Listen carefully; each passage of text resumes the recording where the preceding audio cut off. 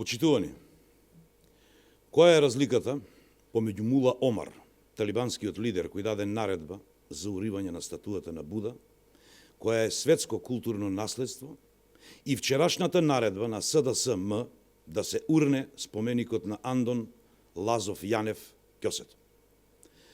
Која е разликата, почитувани мои, помеѓу Ал-Багдади, еден од лидерите на ИСИЛ, кој даде наредба за уништување на древната Палмира, и вчерашната наредба на СДСМ за уривање на споменикот на Андон Лазов Јанев Ќосето? Одговорот е јасен, почитувани мои, разлика нема. Ова се вандалски акти, целосно неприфатливи за 21. век. Разлика нема, освен нијансата дека оние од СДСМ, кои го нарачале, смислиле и реализирале овој срамен чин, кукавички се сокрија и гурнаа споменикот во раните утрински часови. СДСМ со ова манифестира примитивизам и кукавичлук. Рушењето на споменикот на Андон Лазов Јанев Ќосето е акт на длабока фрустрација и гнев кон сопствениот народ, кон сопствената историја и кон сопствената култура.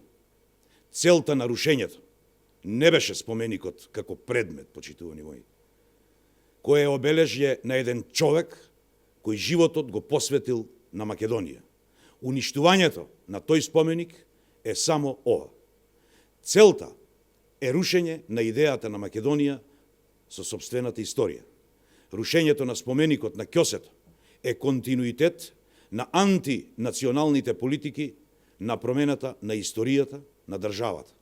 0 денари за македонскиот јазик, неуставниот закон за јазици, преименувањето на аеродромот и на автопатот.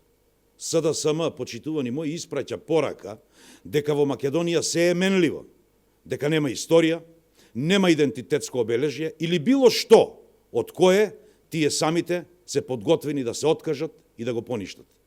СДСМ е подготвен да уништи и тоа што не се бара од нив. Граѓаните гледаат, граѓаните паметат. СДСМ од ден во ден влегува во скандали, само и само за да ја прикрие својата неспособност. Штетата што СДСМ ја причини врз македонската држава во изминатиот период е непроценлива.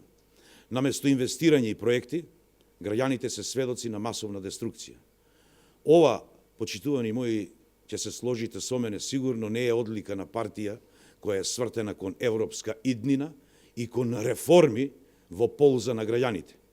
Споменикот е легално поставен и за тоа има документација. Тие скоро 1 година потрошија на рушење. Скоро 1 година и нанесуваат штета на државата.